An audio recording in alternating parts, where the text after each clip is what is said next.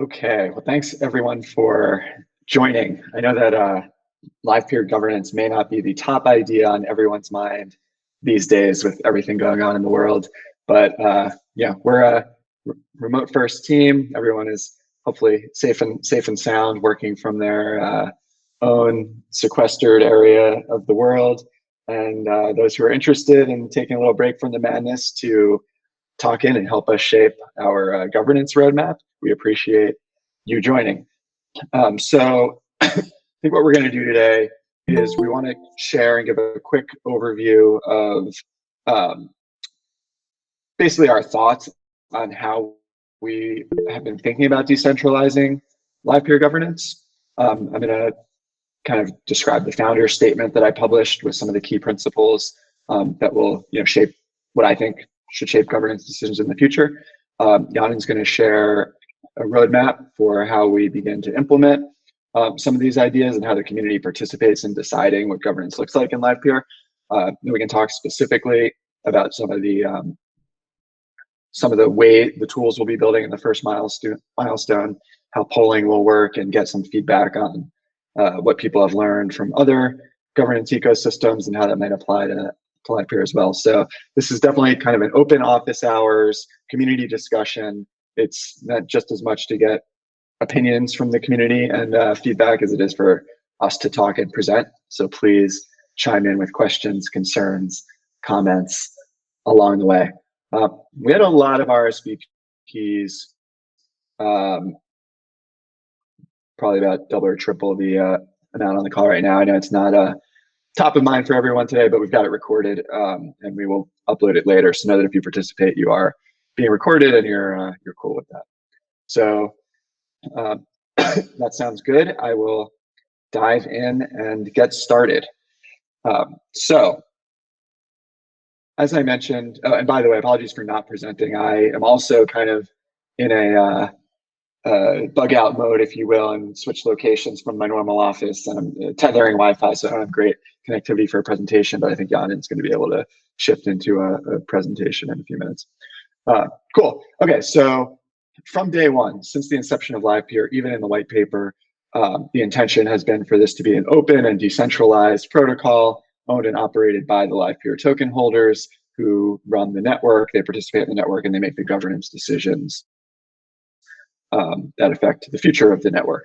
And in the white paper, I think we drew a lot of inspiration from other kind of delegated stake-based models, things like Cosmos, for example, where the fewer set of nodes that were kind of running the infrastructure on the network would have a responsibility to participate in governance, but every token holder would have the ability to have a voice and communicate it. Even the white paper, that's drew some inspiration. But at the same time, when we launched the network, we recognized, wow, Livepeer is such a technically complex protocol. There's thousands of lines of smart contract code, potential bugs that'll need to be fixed.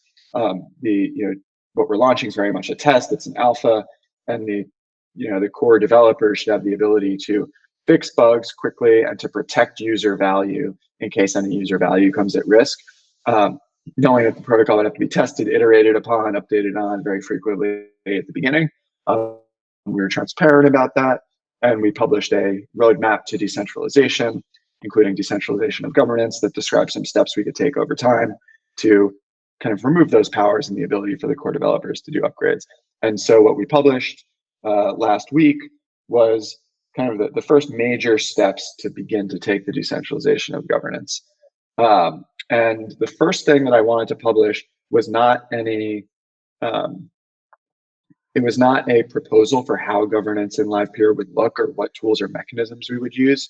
It was just a simple founder statement that communicates some of the core principles and values and ideas that the founders that have been working on Livepeer for 3 years have about the protocol and the community and the governance, so that people can read it, reflect on it.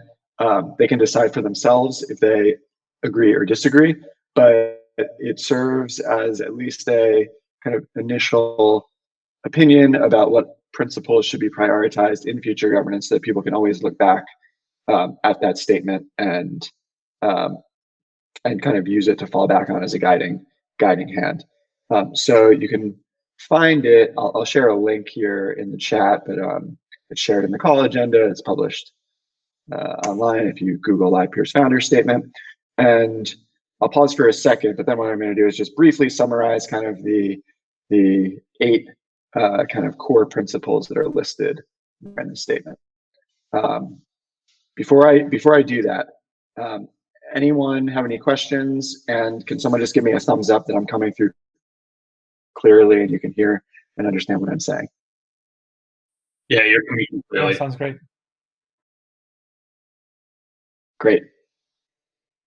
Okay, so the founder statement gives an intro of the project and talks about who the participants are and kind of what role they play in the network. But I pretty quickly get into these 8 kind of key principles that have shaped the building of Livepeer so far. The first is to prioritize practicality and utility. So we always want Livepeer to work, to be useful, to be a truly disruptive video infrastructure. That's its potential. And so we don't want to sacrifice the actual usability and the practicality of using Livepeer for video developers in favor of kind of pie in the sky, academic, theoretical thoughts about decentralization and governance and what an ideal utopian world may look like in the future. That certainly can be areas that we want to go and what we can strive to get to, but we always want Livepeer to be practical and usable in order to deliver on its impact. And so we have made a lot of decisions and trade-offs along the way that maybe trade off a little centralization or allow us to get something to launch or release faster so that it can be tested, be used, have feedback, and iterate on the development. So again, this is something the community can decide whether or not they agree with, and it's something they value, but it's certainly been a guiding principle in Livepeer's development and release cadence so far. The second one is that governance should be extensible. So in the spirit of practicality and utility, what we want to do with governance is we want to start with the basic bare bones tools and mechanisms that allow the community to participate and then decide themselves how to extend governance. So rather than trying to over-engineer the world's most complex governance process and mechanics, we'll likely start with simple tools and processes that let the community decide if they want to use advanced mechanics in the future. So I guess those two are kind of related. Anyone have any strong thoughts, feedbacks, or disagreements with prioritizing practicality and building towards extensible governance rather than solving it all at once? Yeah, this is Victor. I'm like very, very heavily in the camp of like the minimal viable governance that solves predominantly like technical issues and upgrades, at least in the beginning couple of years of the protocol. Because I think like trying to over-engineer it, one, not only like slows down the team in the early months because you're trying to like think through the entire decision-making processes and all the edge cases, but also it slows down the decisions going forward. I think there's an argument that can be made that it improves the quality of the decisions going forward by forcing you to spend more time on them. But I also think that it would be making a trade-off with the speed that a startup and a new project has to find in order to like really get that kind of like adoption, especially as you're building a two-sided marketplace. So I would opt for the minimum viable governance with a focus on speed and like being mostly correct rather than like getting the exact right decision and decision-making processes.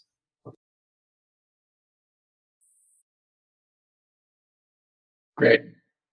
Yeah, thanks for the feedback. Similar to how we've been thinking about it.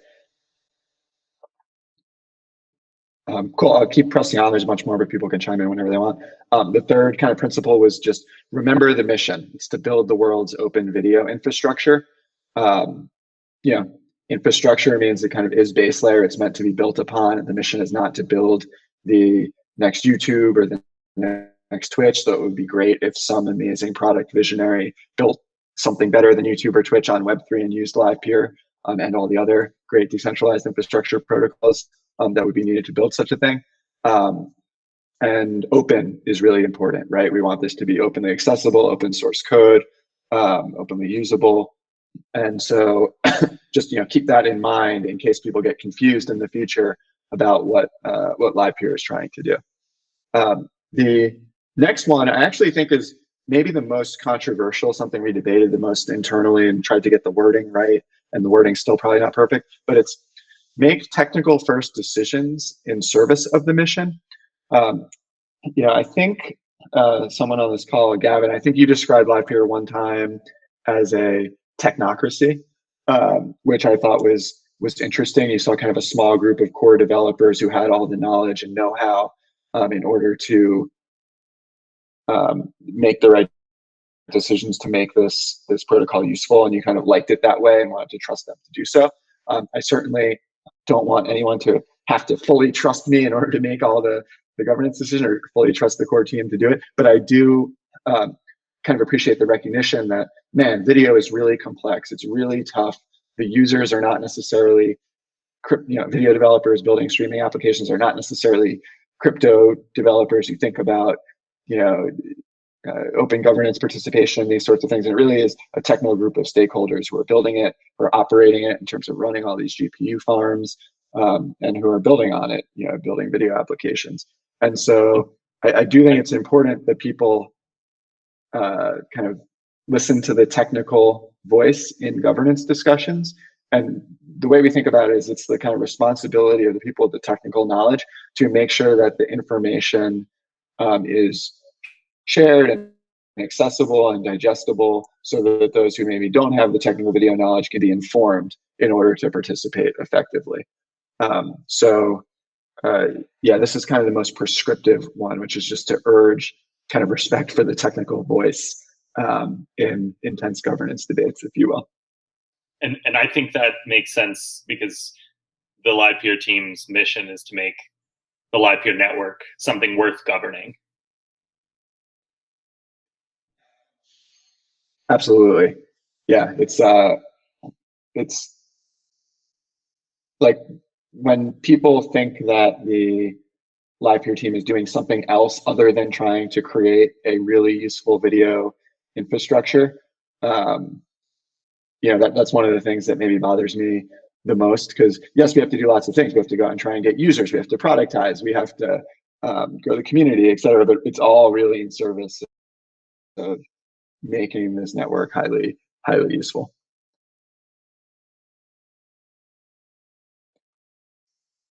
Great, cool. So the next two I'll kind of just touch on quickly. Processes should be transparent, documented, and well understood, and community should have a clear path to come to consensus on governance decisions. I think that's probably the biggest gap right now, is that with governance being more centralized, with the core team's ability to do upgrades and parameter updates and bug fixes, the process hasn't been completely clear how someone could go about suggesting a change, participating in a debate around it, getting a change approved. And that lack of clarity, makes participation really difficult. And I think these are the most important things that we can solve immediately, and they'll be covered in milestone 1, which is everyone will know the path to propose updates, implement updates, test updates, get updates approved, and deploy. Two of the values that will hold that I'm definitely excited about. The next one is that stakeholders should have the opportunity to opt out of the network. So again, I think a general principle in governance is that if someone disagrees with a governance decision, they need to be able to exercise their right to exit. In Livepeer, kind of the harshest way of doing that would be liquidating your LPT and transitioning to another video infrastructure solution. But I think the community should definitely debate kind of softer ways to exit, learning from other protocols as well, whether it's forking code, forking network parameters, et cetera, just so that no one is stuck having to adhere to governance decisions they couldn't participate in or disagreed with if they choose to exit with their value. So just something we should always keep in mind. And then finally, the last one is kind of a reminder that Livepeer's incentives should encourage participation. like we need a global video network, a global infrastructure. We need GPUs, bandwidth, electricity all around the world to be the backbone of all streaming video over the internet. And so the incentives that we put into the protocol should not be based around, just making token price go up or, incentivizing purely kind of interesting crypto economic gains. This should all be around how do we encourage positive participation of the right form of work to make this network useful. So just a strong reminder there. Cool, that's it. Those are the principles in the founder's statement. So I'm going to kick it over to Yandin in a minute to talk about kind of the first steps and first milestone in government. But if anyone wants to share any thoughts about these values or has any questions, now would be a good time.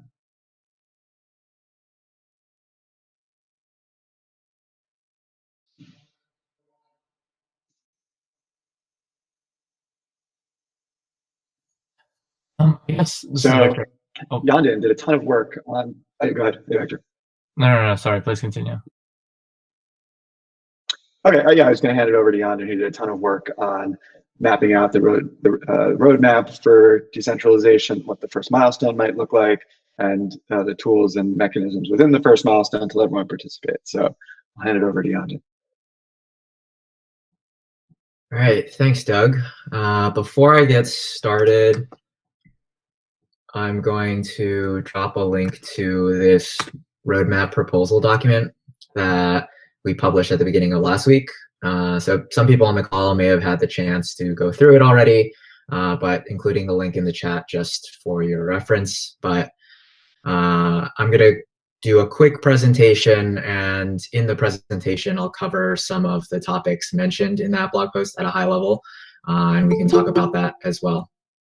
So let me just move over to, well, first let me share my screen.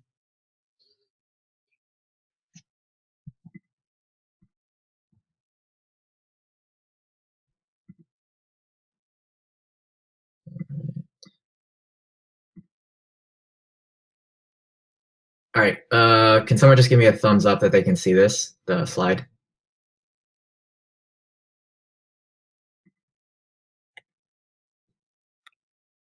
Yep. Okay, See it. Cool. All right, so what we're going to go over in this quick presentation is a high-level overview of some of the milestones described in this roadmap proposal that we published at the beginning of last week. And the primary focus of the presentation is to talk about some of the latest thoughts that have emerged pertaining to milestone 1. And we'll get into this, but milestone 1 is focused around 3 components: the decentralization of knowledge, LIPs, so Livepeer improvement proposals, as well as polling. So just to orient ourselves, this was pulled from the introduction section of the blog post, but thinking a little bit about the goals for governance for the project. I think it's useful to think about what we're striving for exactly. And I think what we're striving for is to distribute power to stakeholders in the system that contribute to and enable the existence of the protocol, allowing them to autonomously change protocols, rules, and parameters. And given that we know what we're striving for, the question is, how do we get there?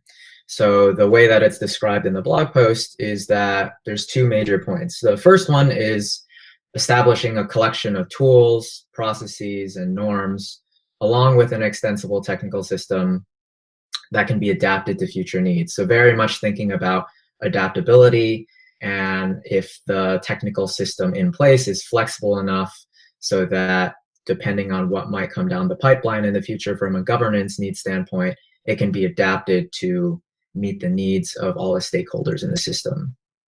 And the second point is really treating protocol governance as something that requires continual maintenance and over time, as opposed to a problem that needs to be solved at a single point in time.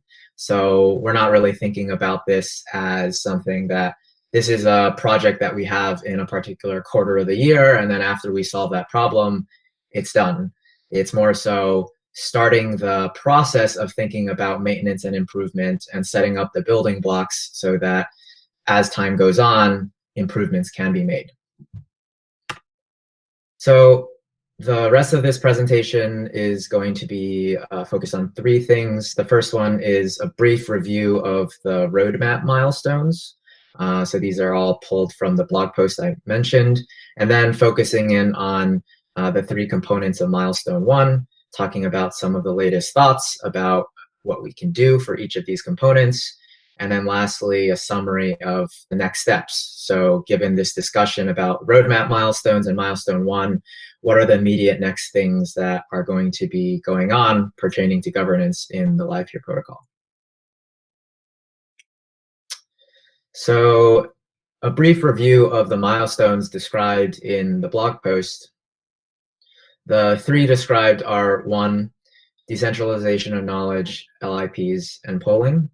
So this is something that we'll get into in more detail, but at a high level, the idea here is we want to disperse more knowledge about the protocol, how the protocol is governed, and the various implications of different types of protocol changes to more people. And the motivation there is that we want decisions pertaining to governance be influenced by a technical voice, but it's important for that technical voice to be legible and explicable to the stakeholders that could be participating in governance that may not have that technical knowledge. So it's important for that knowledge to be unlocked and disseminated from, let's say, the core team, for example. And LIPs are Livepeer improvement proposals, and the thought here is that this is a process by which you can create a clear, understandable proposal that ultimately leads into this polling process, where token holders can actually express their opinions and preferences pertaining to a particular proposal. And milestone 2 is focused on establishing the technically extensible governance system. So after milestone 1, there will be a set of tools, processes, and norms for initial community participation. And milestone 2 is kind of this intermediary milestone where before we get to a binding voting system where stakeholders can trigger changes on chain for the protocol autonomously, we want to make sure that the governance system established, technically speaking, can adapt to different designs that might come down the pipeline in the future. So the assumption here is that you can start off with a minimum viable design, but there's a good chance that you might need to experiment with different mechanisms, and you might need to try out different mechanisms in the future. So we don't want to block the system from being able to adapt to those changes in the future. So this intermediary milestone makes some technical changes so that that adaptation is possible. And then finally, the kind of last milestone here is establishing a binding voting system, where after milestone 1, there'll be clear steps for initial community participation, transparency around how proposals are created so that updates can be made, but things aren't quite binding on chain, where that's by having the voting system be binding on chain, we can allow stakeholders to drive the decisions themselves instead of relying on anyone else to make the update. So this will be the first time in the existence of the Livepeer protocol where the decision-making process and the execution of decisions is completely decentralized and the power is vested in the token holders themselves. And then beyond this milestone, there's a lot more to be done, where milestone 3 just represents the first design for a binding voting system that stakeholders can use to drive the execution of decisions on chain. But the expectation is that this is not something that will be set in stone. There will be additional exploration, additional experimentation. And the important thing is that exploration and experimentation will be community driven. And any changes to the binding voting system are going to be driven by the stakeholders themselves based upon whatever the needs of the stakeholders are. So, yeah. One thing I was just going to clarify is even though milestone 3 is like when the, it's considered that the stakeholders will be able to actually execute everything on chain. via these systems. Like, the idea is that upon achieving milestone 1, there's still a clearly defined process whereby the stakeholders will be able to,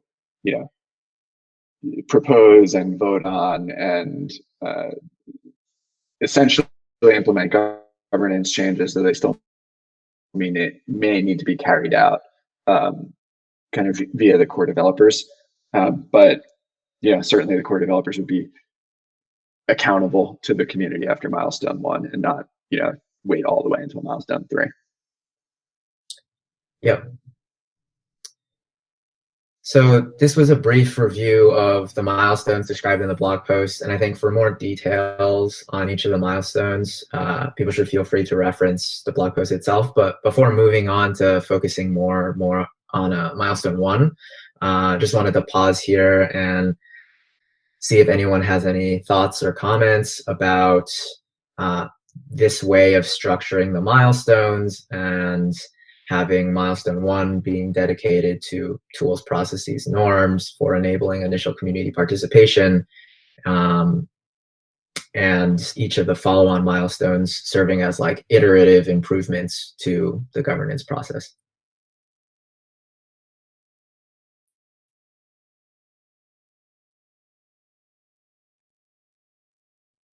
Cool. If not, then we can always loop back if people have thoughts afterwards.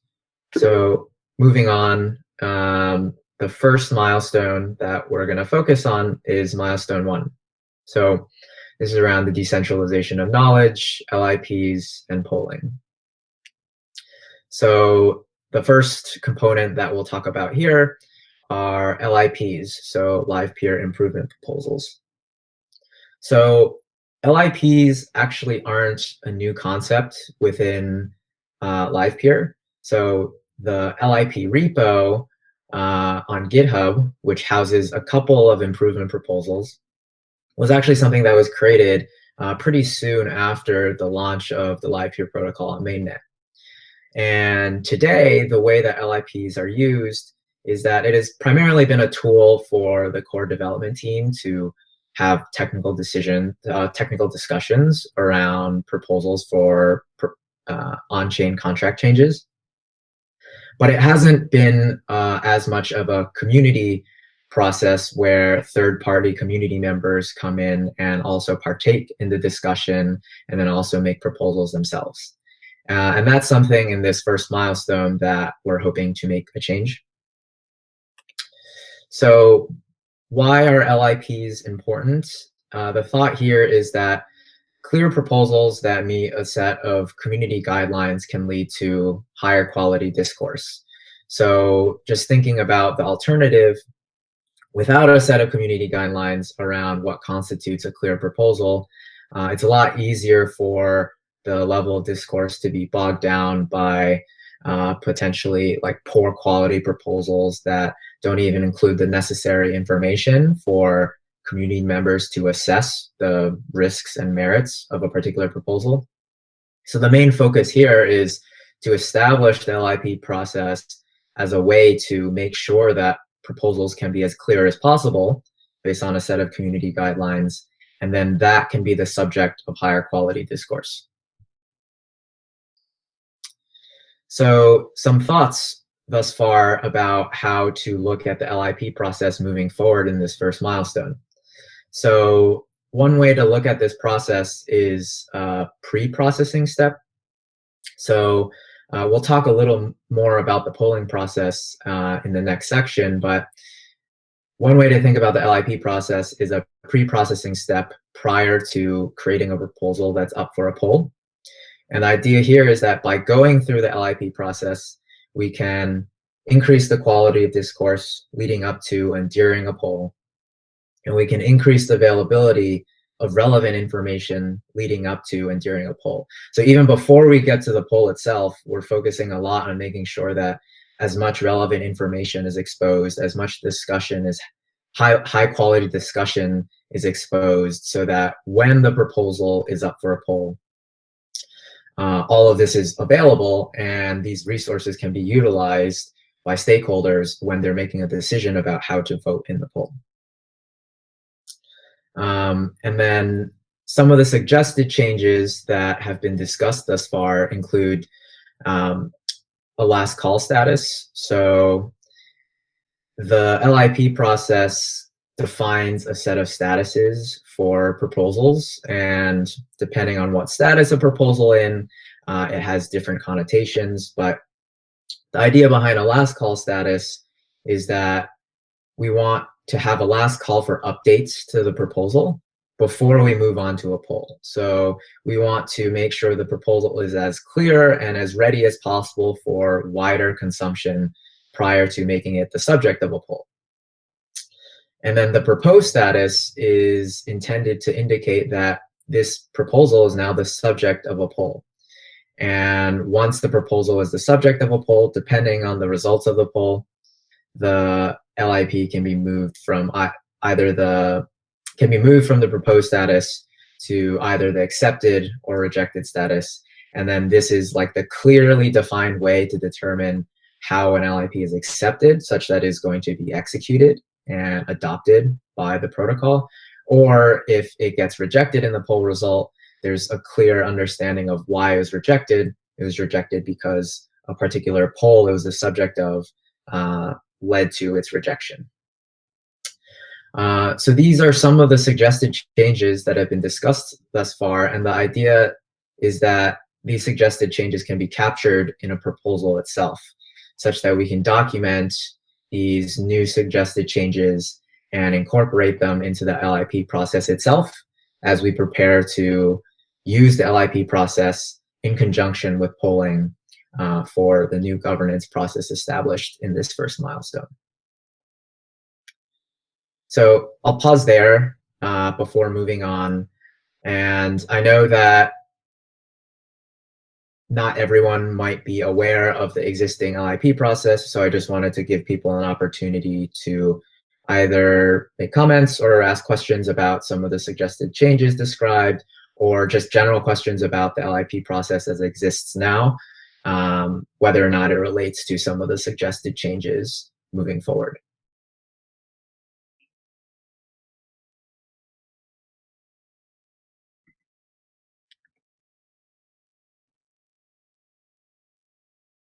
Yeah, just at a high level. I mean, I think everyone on the call most people are familiar with the Ethereum improvement proposal process, but it's very similar. You would, create an issue. It would be a draft. It would have comments and questions. It would move into last call, and then if you actually want to run a poll around it, and then it would be accepted or rejected. And if it's accepted, it would be implemented and executed. It's just a quick overview of the intention. There's a lot of nuance within there, but that's a brief summary. Yeah, so the LIP process as it exists today and some of these suggested changes are very much inspired by the existing Ethereum improvement proposal process, as well as the improvement proposal processes used for various other open source projects.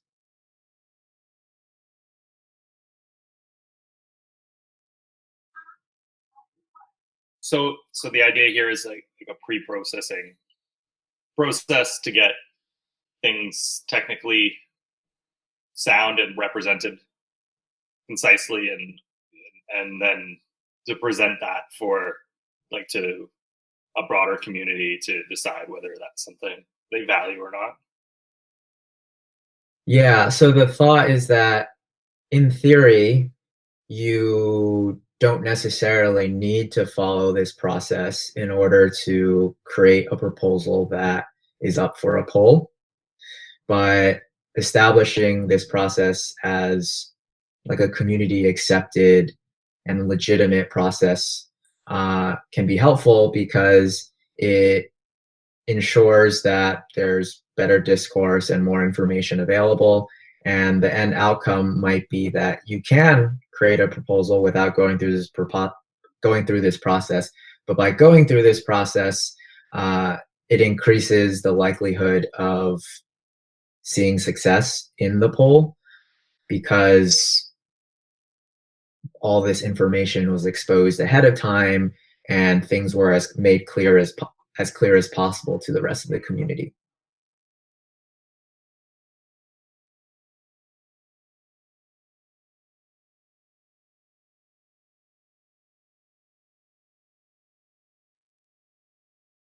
Yeah, does that kind of answer your question? Yeah, absolutely. Makes a lot of sense. Thanks. Okay, great. Cool. If there's nothing else for the LIPs, I think we can move on to the next component. So as we've already been talking about, there's this polling component described for the first milestone. And why do we care about polling? Because it gives token holders a way to voice opinions transparently in a way that's understandable to the rest of the community. And it is an initial step towards community participation. So how do you participate in the governance process today? One, there isn't a well-defined governance process, so that's a problem to begin with. But at the same time, the way that you express your opinions right now is via forum posts, via Discord discussion. So the idea behind the polling application is to provide an additional tool so that when these types of opinions are voiced, they can be captured and you can better understand the signal that's expressed by the token holder portion of the community. So the first priority that I think for an MVP for this polling application is, at the moment, we're thinking it's simplicity. So there's a lot of different, more complex designs that you can consider for how the polling process would work. But ultimately, because the desire is for this to enable the first steps in community participation earlier rather than later, I think it's important that the way that the polling mechanism works is understandable, it's easy to use, and people are able to start understanding what role that they can play in the governance process of the protocol. And then any additional improvements can be done via iteration on the first MVP with community participation after people have an understanding of how the MVP works itself. So the candidate design for the MVP at the moment, some points listed out here are so there wouldn't be any automatic changes triggered on chain, but it's very much the case that the core team is expected to carry out the change. So if a poll indicates based upon some threshold that, let's say the threshold is majority, if the majority of token holders indicate that a decision should be made and a proposal should be accepted, it's the expectation that the core team will carry out that change and execute that decision on chain. And at the moment, there's no automatic changes triggered on chain. So the structure of the design is on-chain voting with off-chain tallying. So relying on an Ethereum smart contract to maintain a record of votes being cast, but the actual tallying process happens off-chain, but it happens in a transparent way that relies on data that's all available on-chain. So the actual tallying process, you can iterate on that over time, relying on the same on-chain data source. And at the very beginning, it'll start out fairly simple, but there's definitely room for iteration and improvements depending on initial community participation and sentiment towards how the initial design works. It would be a fixed voting period. So there's a fixed period of time where votes can be cast in the poll pertaining to a particular proposal. And it'd be a stake-weighted vote. So the people that can participate in the poll are token holders that have staked LPT in the protocol. And the weight of their vote would be proportional to their stake as of the end of the voting period. So if the voting period ends in like block 500, then your stake as of block 500 is going to be used in the final tally for the poll. And then the next two items are around the relationship between orchestrators and delegators, given that these are two distinct entities in the protocol already. Delegators are already staking towards orchestrators. So in this MVP design, orchestrators inherit the delegator's stake in their own vote, but delegators can vote on their own to override their orchestrator's vote. So by default, if you choose not to, if you agree with the decision by your orchestrator and you don't want to participate yourself, you can offload that decision-making process to the orchestrators. But if you disagree with how your orchestrator voted on a particular proposal, you can always vote on your own, and you'll vote with your own stake, and the orchestrator will not be able to vote with your stake.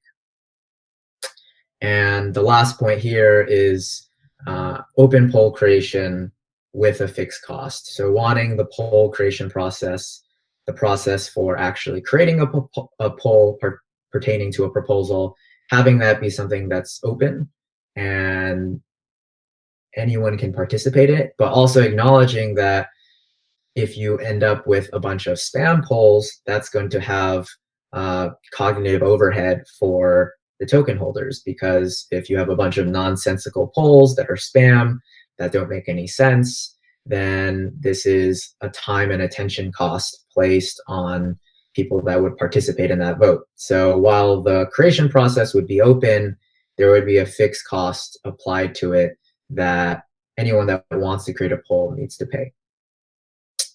So that's like a brief summary of some of the current thoughts around the candidate design. And I think if people have particular thoughts on any of these, we can dive into them. But just to start, I think an interesting, it might be interesting to focus specifically on the property of orchestrators inherit delegators' stake in their vote. So I'd be curious to hear anyone on the call that's a delegator or an orchestrator, their perception of the dynamic of that design decision.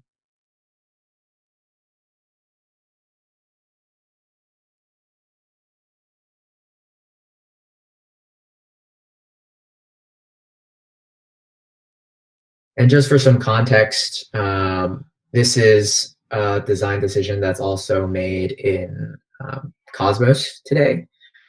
So Gavin, I know that you participate a lot in the governance process in Cosmos, so I'd be curious if you had any thoughts on kind of like following that same design decision within Livepeer based on your own experience with how the governance process has played out in Cosmos thus far. Sure, yeah. We had a discussion in a prior community call, Livepeer community call. We talked about some of the things that Cosmos has done with governance, and this one in particular, it's got pros and cons from what I can see. And one of the really valuable things about it is that validators are often paying a lot of attention to the network, whereas token holders may not be paying as much attention. So governance is something that requires quite a bit of attention. So I think it makes sense to do things this way from that perspective. And I like that there's the option to override. Cosmos, I don't see a lot of overrides, like proportional to what the participating voting power is. With the validators being the kind of de facto like decision makers as a result.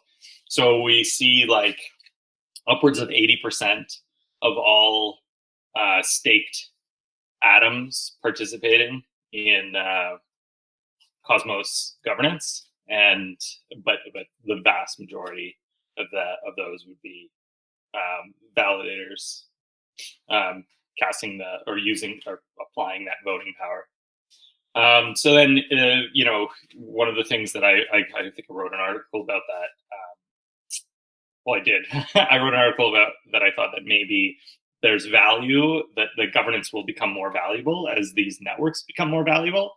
And so anyway, it could be an incentive for in this case, maybe an orchestrator, to set as low fees as possible, specifically to get power over the network, by receiving delegations from token holders. And so it makes it really appealing or really attractive to token holders to delegate to orchestrators or validators that have really low fees. And then what ends up happening is that those validators or orchestrators get a lot of power over the network. And maybe there's some other, even if they're operating at a loss as an orchestrator, maybe there's some other value having control over the network in which they're able to capture that value. So anyway, something to consider. Yeah, I think in some initial discussions about this particular design, there was a question of, should there be an attempt to bake in more of an incentive for a delegator to vote on their own? So some examples that were tossed around were perhaps limiting the amount of a delegator stake that an orchestrator can inherit in their vote. And as a result, if you default to an orchestrator inheriting the delegator stake, it results in less voting power than if the delegator voted on their own. So that's like one example. And I think I know that one of the ideas that is mentioned in the Cosmos ecosystem is perhaps allowing delegation for voting purposes to be outside of the validator set itself. So we thought about some of those things, and kind of aligning with the initial priority of simplicity, the thought was that perhaps to start off with, it is easier to have as simple a mechanic as possible to get things rolling before investigating more complex mechanics that might incentivize more desirable behavior. So I'm kind of curious, in your experience in the Cosmos system, if there's been a concerted effort to change the mechanics of how validators inherit delegator stake, or is that something that is acknowledged as a potential problem, but not the highest priority at the moment? Yeah, I think the latter. So we're like kicking the can down the road on that one. And I think the focus is on kind of what you're focused on as well, is just developing Cosmos to be governance worthy, and then also developing our practices in governance so that people participate. And right now it's probably about lowering, well, for me anyway, it's about lowering the barriers for governance participation, because it's quite an investment of like attentional resources and maybe other resources to participate. There's a lot of scrutiny, and there's a lot of like barriers to overcome. So that's probably one of the big priorities there. And being able to fund developer work is another one, with a fairly rudimentary, like with the community pool, using funds that accrue as a common good, you can spend those funds, but it's maybe not easy to pass a governance proposal, and especially if you have small amounts to spend or whatever, having to repeat this process takes a lot of attentional resources. So anyway, our focus is to try to make those funds available to people who are improving the Cosmos Hub protocol. And I really liked your idea of maybe capping in the future, of course, as these processes and norms develop, maybe capping the influence of delegated votes, and then of course just considering how that might impact on something like Quorum. Mm-hmm. Yeah, I think anytime when we were trying to come up with these like simple designs, anytime we came up against something that felt like there was complexity and required like a strong centralized decision, like, what % weight should a delegator delegated stake count versus self-stake count when an orchestrator votes? Or like, should poll creation fees be like able to be pooled, or do they have to all be posted up front by the proposer? We kind of err to the side of, let's keep it really simple so that everyone understands how to participate, and then they can use these proposals to make them more complex if they feel there's a good reason to do so. So someone could make a proposal saying, oh, delegate or stake weight should only count 80% relative to self-stake voting. And then if that passes, well, that would be a good signal. Whereas if we like made that decision up front, it would be like putting your finger in the air trying to hope you got it right without the community input, then that wouldn't make any sense. Yeah, absolutely. It seems like a good idea to, like, there's a good opportunity here to develop this organically, especially with my understanding is that the Livepeer community is fairly tight knit. Like it's not as dispersed as something like the Cosmos community. Yeah, I think. Cool. Looking at time a little bit, Yanni, do you think we should just check on the parameters for a few minutes before people have to drop off?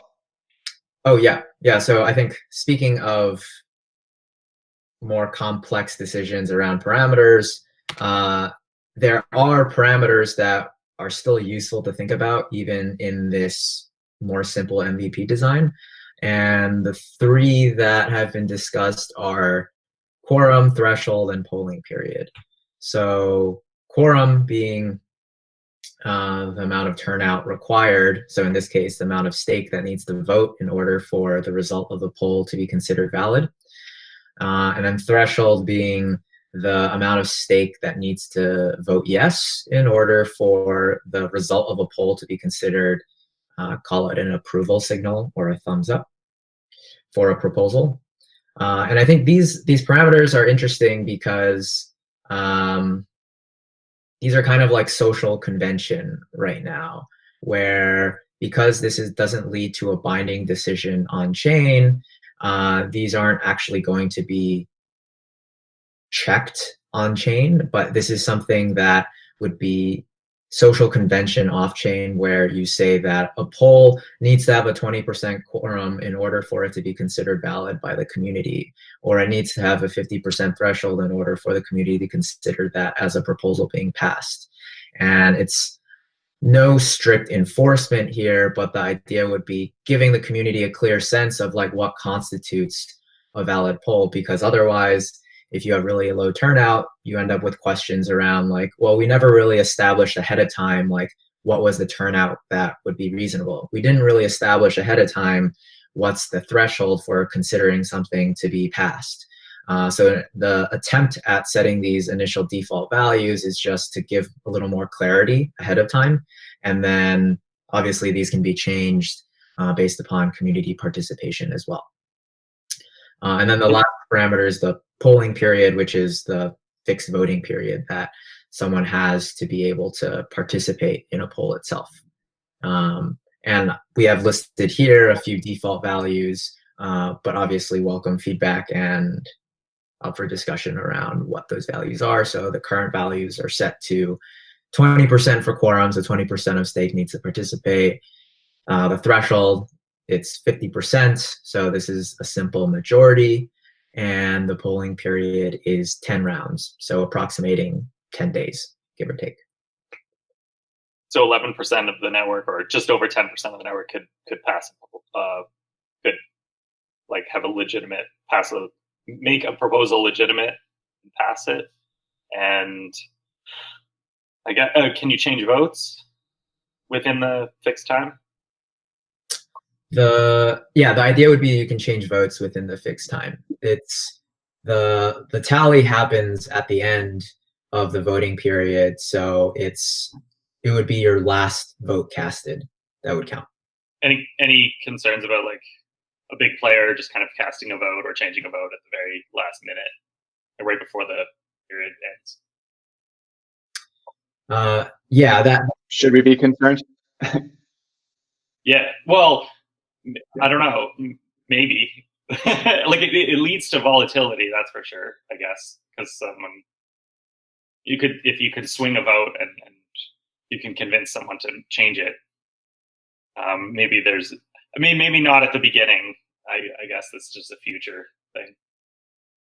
But if you could do something like, if the vote changes by a substantial amount, maybe you could like make the polling period last a little longer when that happens, if that's technically possible. Right. So I feel like there's, yeah, I do think it's a concern, like a big voter coming in and swinging the vote at the very last second. And I think I'll like totally up for hearing if like whether that's like a more pressing short-term concern or if it's a more pressing concern in like the medium/long term.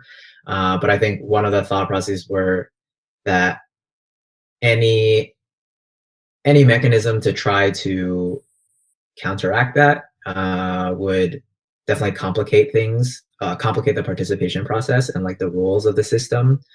So I guess an interesting mechanism would be to, yeah, extend the period of time if there's a drastic shift in the tally near the end. And then alternatives also include if the voting process was anonymous, so you didn't know the tally until the very end when the tally is done, so that you don't have a sense of what the current projected outcome is going to be until it's actually finalized. Yeah, or maybe a norm in case something happens like that, where you do it again. Cool. Hey, I'm happy to stick around on this call for a while and talk about these parameters for anyone that wants to, but just in case people have to drop off in 1 minute, I want to just give a brief overview of kind of what's happening now and what some of the next steps are. Basically, all of this is being captured in a Livepeer improvement proposal that people can weigh in on, add comments, make suggestions, edits, and stuff. And then simultaneously, we're building the bare bones polling application so that we can use this process and use the community to actually, activate these updated changes. And like the core team will adhere to and implement the results of these changes. So we can actually use the LIP process and the polling application in order to activate some of this initial updated governance. So there's a LIP repo on GitHub that it's due for an updated proposal that's not there yet, but that's where some of this discussion will take place.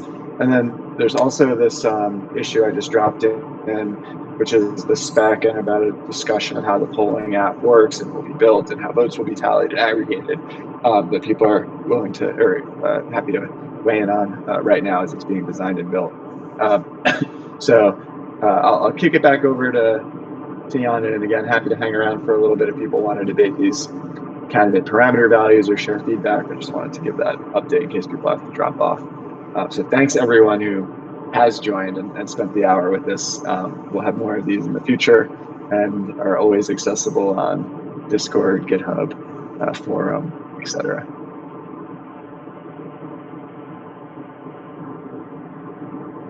Awesome. Thanks, guys. Very informative. Appreciate the update. Thanks, everyone. Looks like a question just came in the chat, Jan. I don't have visibility of the chat when I'm sharing my screen. What's the question? So a question from Stanford. It says, weight votes by duration of the voting decisions, ? Like amount of time spent for a decided vote. Right. So I guess I would be saying that you don't actually, you don't just factor in the state backing a vote, you factor in the how long like you've been committed to a particular choice. I think that's actually something that we talked about a little bit, and I think there's been some interesting work done on that from the, I forget what other team it was in the crypto space, but on conviction voting. So the idea is that rather than just treating a vote as something that gets cast at an instantaneous point in time, the vote is something that accumulates conviction over time if you stick with the choice for a longer period of time. So someone that has strong conviction around a particular choice that vote has a higher weight than someone that casts a vote at the very last second, or constantly changes their vote because they have less conviction around their vote, and the weight of the former is going to be greater than the weight of the latter. And I guess that's interesting because thinking a little bit about like last minute voter swings at the end of a voting period that we just discussed, that might be an interesting mitigation for that, in that if you try to last minute swing the vote because you're casting a vote at the very last second, the conviction value attached to your vote is not going to be as high as someone that has been committed to that vote since the beginning of the period. So that'd be interesting to consider.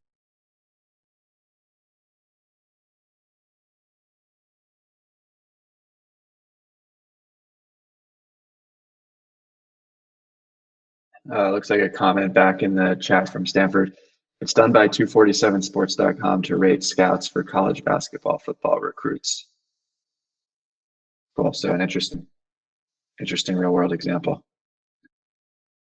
Yeah, I think for something like that, yeah, I definitely think that could be an interesting mechanism to experiment with, even in this polling stage prior to moving on to binding voting systems. So yeah, I think, yeah, maybe we can continue the conversation around that offline. Do people think a 20% quorum is high enough?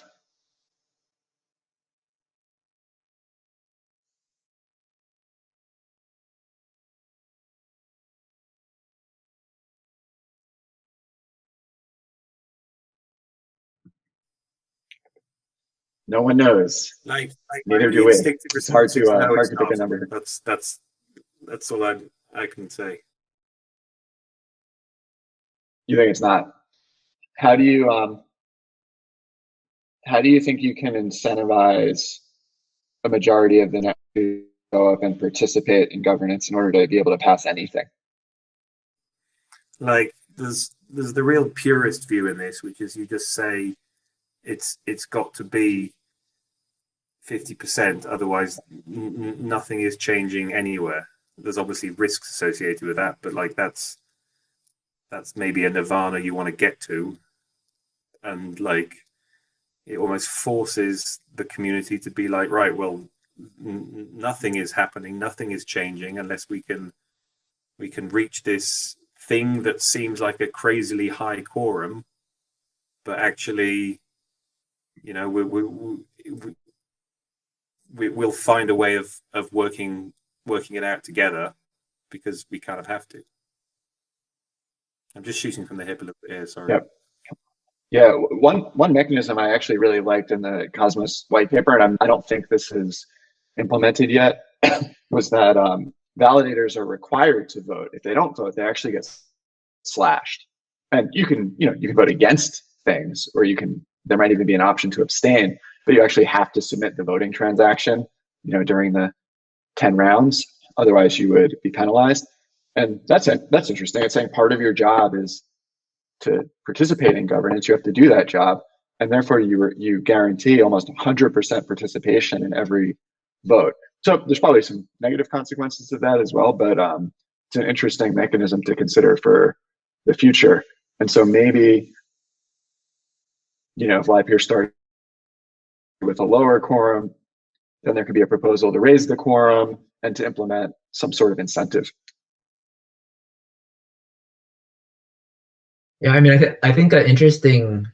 So this should probably be fact checked, but if I recall correctly, at the moment for all the proposals in Cosmos, they don't have that mechanism implemented yet, and I think the quorum for votes is 40%, and doesn't seem like there's been an issue hitting quorum for all of those proposals. And obviously it's a different community, so you can't exactly extrapolate from one to another, but I think a useful data point nonetheless.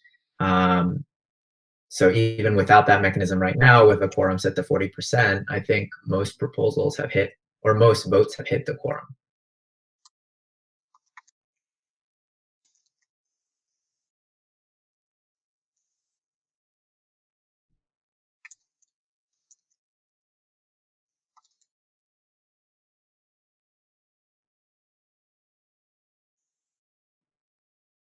Cool. Do we have any other comments or thoughts about the candidate params? We can always continue the discussion. One other thing Nico shared in the chat was just pointing out that the number one orchestrator has 14% of the stake and number two orchestrator has 10% of the stake. So yeah, maybe the quorum number is a little low if it only takes the top couple orchestrators to reach quorum. Yeah. Yeah, that's a good point. Yeah, I think this initial 20% value is very much not really decided upon as like something that like it felt right, but it was just a value to get started with that seemed reasonable, that could always be moved because it's purely by social convention.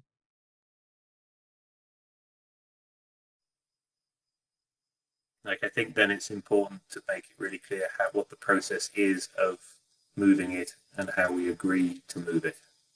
Like, one approach is that we try to democratically agree what the quorum is instead of having it proposed and then you force into a binary decision about whether you think that's right or not, versus try and collectively come up with a volume-weighted average proposed number from loads of different people based on stake, something like this, instead of it being like an arbitrary number defined by a few humans in a room and then like put to the community. It's kind of like hard to make a really strong case to go against that 20, but also like why 20? Where does 20 come from? Like, well, like, don't know.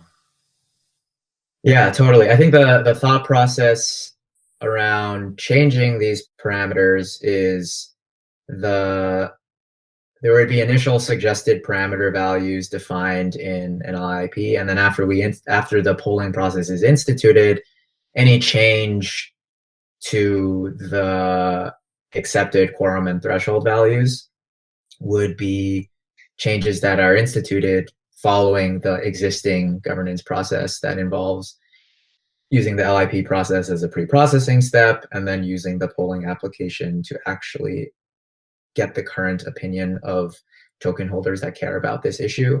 And if based upon the current rules and the current values, it passes, then it establishes new values that can be used moving forward.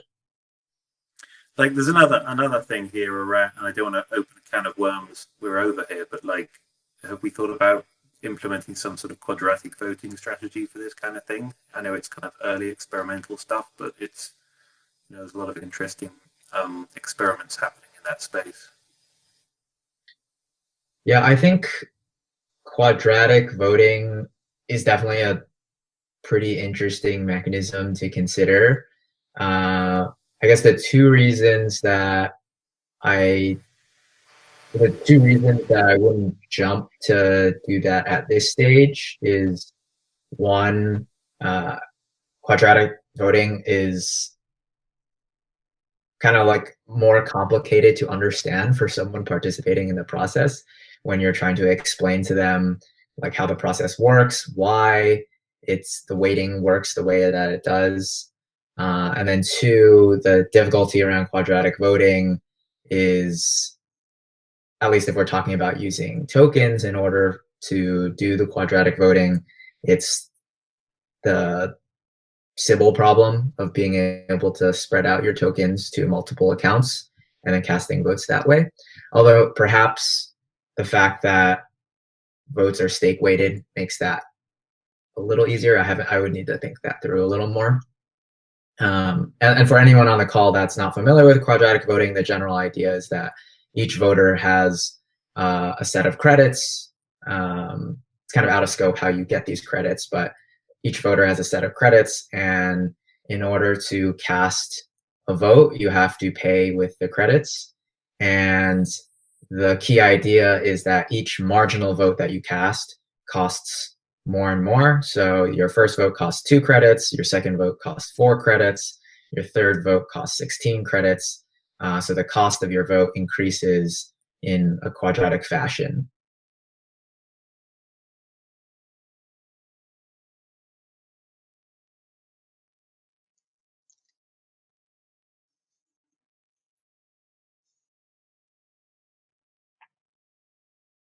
All right.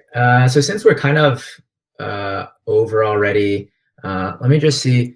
Can I get a sense of who is left on the call? Because the Google screen share doesn't let me see the actual Hangout list itself.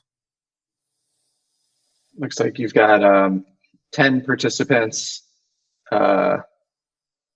still here, or maybe 2 of them are duplicates. So maybe eight people or so still on the call. Okay. Chris Holcroft's still here. Hi, Chris. Hi, Young. All right. So I think. Looks like we got Adam, Eric, Mark, Nico. All right. So I think for the And Stanford also. people left on the call, I think I'm just going to run through the last component really quickly, and then we'll close out the presentation and we can proceed from there. So the last component that we've yet to talk about is decentralization of knowledge. And the primary idea here is that more informed stakeholders leads to more informed decisions. And the main thoughts around this component at the moment are kickstarting the process of knowledge dissemination with a public education initiative. And the first focus of this public education initiative is the actual new governance process described in this first milestone. So some of the key questions that one might have, the goal of this new education initiative is to try to answer them in a clear and legible way. So these questions include, how does the LIP process work? How does the polling application work? What is the life cycle of a proposal? And how will stakeholders learn about proposals and when to participate in polls?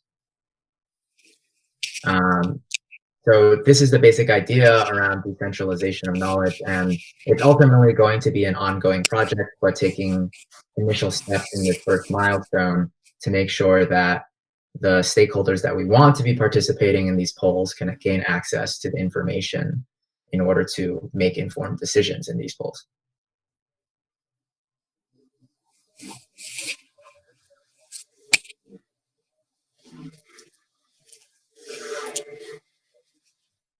Any thoughts or comments on this before we move on to the last slide?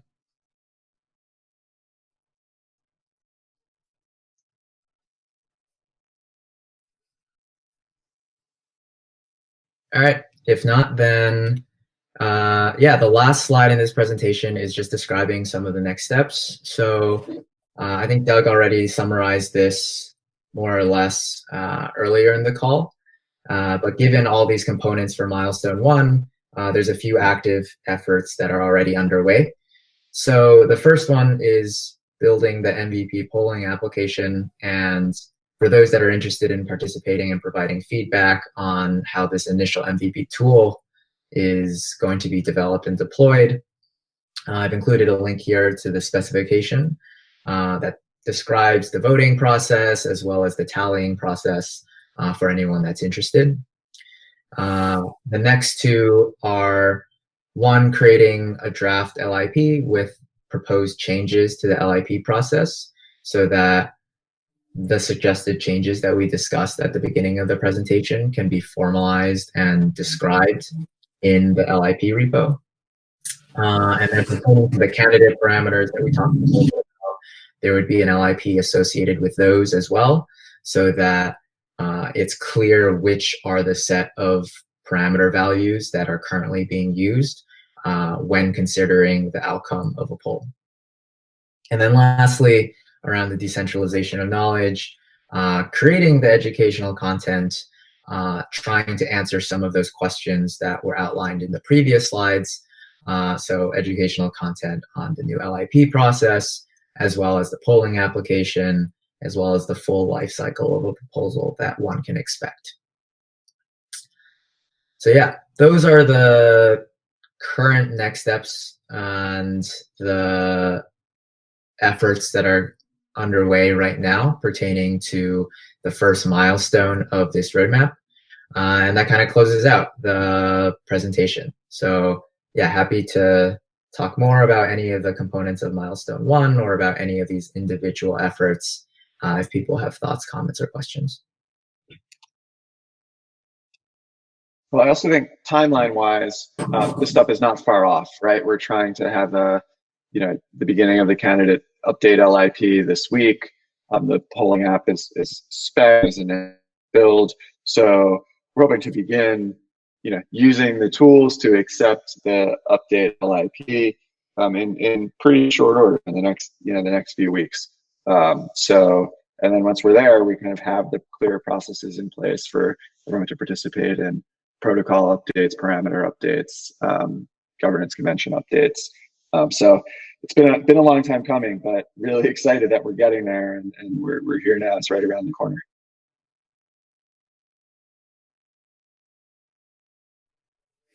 Can I ask a question about this thing? So I arrived late, so sorry I missed some context maybe.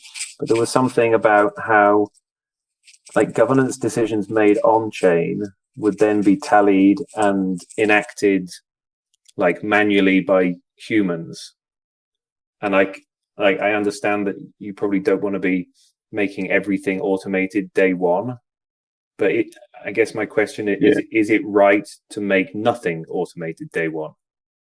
Like, I guess you might want to go back and watch the recording of the call, but basically milestone 1 gives people the tools and conventions and processes so that there is a clear process, but things still need to be manually carried out. And then there's some technical steps to take to do milestone 2 to make it so it's possible for it to be executed on chain, and milestone 3 to make it binding on chain so no humans are ever needed in the loop.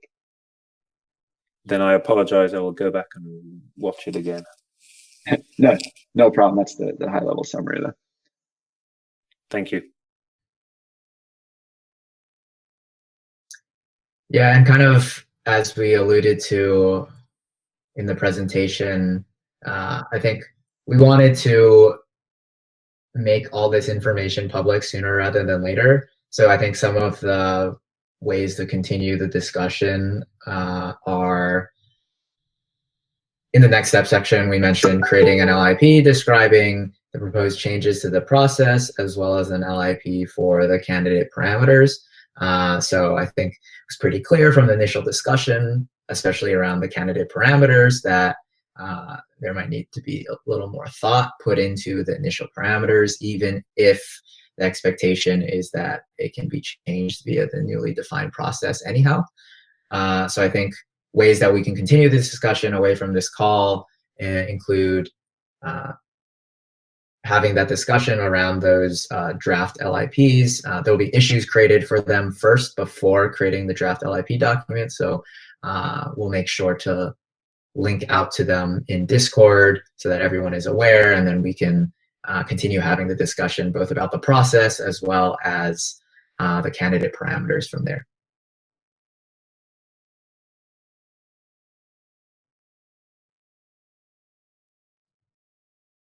Great. All right. Thanks everyone for taking so much time to talk about Livepeer governance amidst everything going on. I hope everyone is staying healthy and safe and prioritizing that above all else. Livepeer will be here when you're ready to return full focus to it. So thanks everyone for joining, and those watching the recording. You know where to find us: Discord, forum, Livepeer.org, on Twitter, and we'll see you soon.